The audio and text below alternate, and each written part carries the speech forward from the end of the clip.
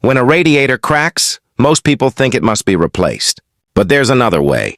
This is not ordinary soldering, it's brazing. The metal is heated with a blue flame until it reaches the right temperature. Then a filler rod is melted to bond the cracked parts together. This process requires precise heat control and a clean surface. Too much heat can damage the metal. Too little heat will make the joint weak. That's why brazing is not just about tools, but about skill. When done correctly, the repair can be strong and durable again.